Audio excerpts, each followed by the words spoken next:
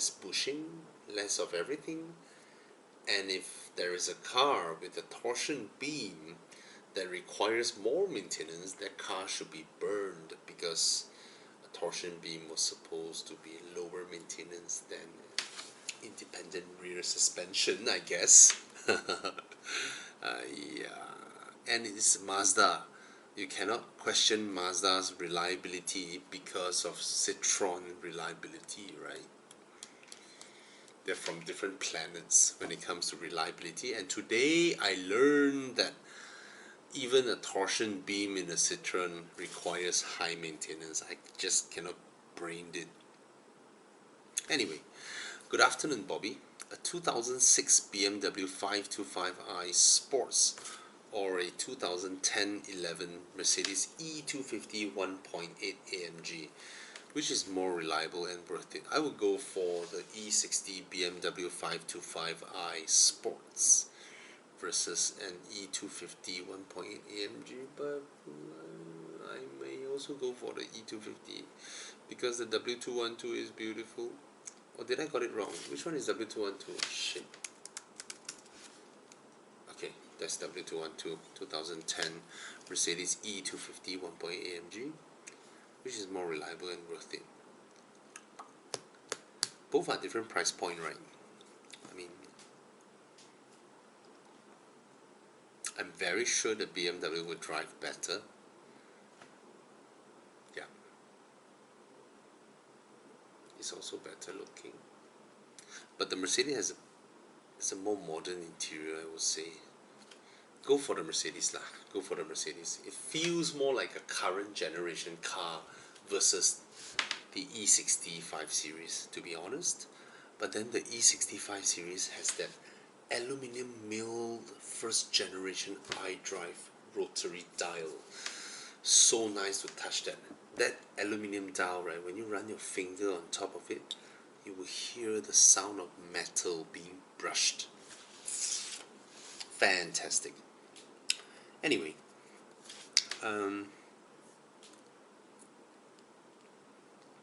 hi Bobby, Mr. Patrick Francis. I'm currently driving an SUV and I'm married with a 10-year-old kid. I'm thinking of changing my car before it hits the 10-year-old mark. Clever. Looking for a car between 150 to 180,000 ringgit. Which car would you recommend, as I'm looking towards reliability and spirited driving as well? What would you recommend, and if you have any suggestions? Now you did not mention whether you are okay with a used car or not. And if you want something that is reliable and spirited driving, because spirited driving, I can recommend you a used BMW M5 F10 generation, 2012 BMW M5.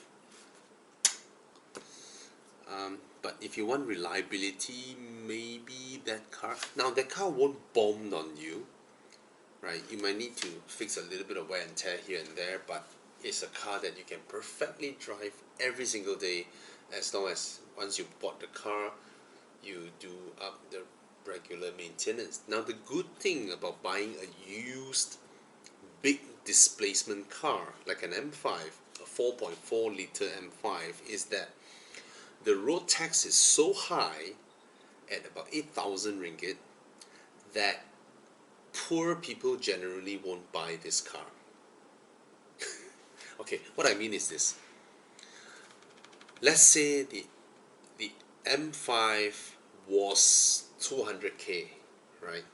Someone who can barely just afford a 200k car will definitely not go for an M5 because the road tax is 8,000 ringgit. Which means people who own M5s, currently driving them, are people who will be able to afford, let's say, a 4,000 ringgit bill, or an 8,000 ringgit bill, or a 12,000 ringgit bill. They will just swipe their cards and get it fixed. So when you're buying an M5, you can roughly rest assured that the previous owner has taken care of it, can afford to take care of it because of the road tax, right? Yeah. roughly. But let's come back to the Earth, and 150 to 180,000 ringgit. You're currently driving an SUV, but you didn't tell me which SUV, Mr. Patrick Francis. Can you tell me more information? I mean, if you currently drive a CX-5, of course I won't recommend you a CX-5 anymore. I'm not sure what car you're driving. If you're saying you're driving an SUV with a 10-year-old kid, but your budget is 150 to 180,000 for the next car, and that your current car is approaching 10-year-old soon, which means you bought it back in 2010, and you're someone who wants reliability, so maybe your car is a Lexus RX, maybe, or your SUV is I don't know, I have no idea.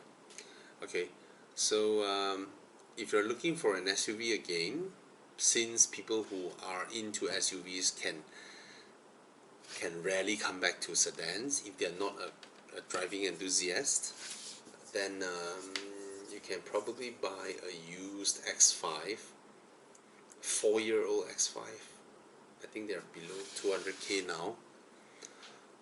Yeah, their resale value tank.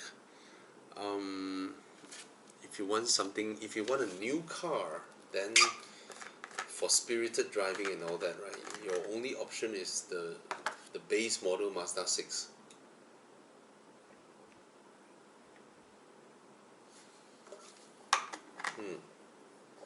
The 2-liter Mazda 6 should be about your price point. And if it is other models, it will be nearer to 200,000 ringgit. And I wouldn't recommend you a C segment car, because from an SUV to a C segment car, you will feel a lot less space in your car. But if you are okay with, let me reply you here so you can see. I replied you in my next video, but I reckon I ask here as well, so you get notified. Can you tell me what is your current car and your next car? Must it be a new car, or you can make do with a used car as well? Yeah. Alright, tell me more and I should be able to find you something that should be good for you. Alright.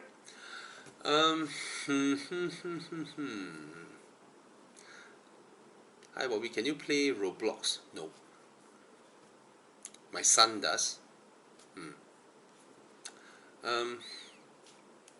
Blah blah blah blah blah blah blah blah blah. Hi Bobby, I've decided to go for a German car as my first car. I live in the US. I'm debating between an E46 M3 or E36 M3 or an Audi A4 Quattro manual for 2011. Both are in my price range of about 8,000 to 12,000 USD.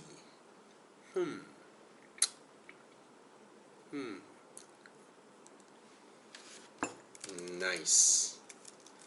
Go for the A4 Quattro manual. But if you wanted street cred, then of course the E46 or E36 M3. But if you want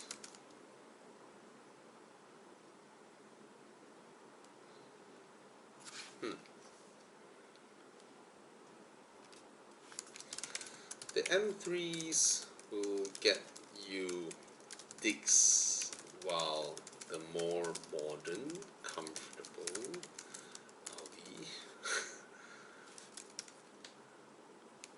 will make you look like a guy that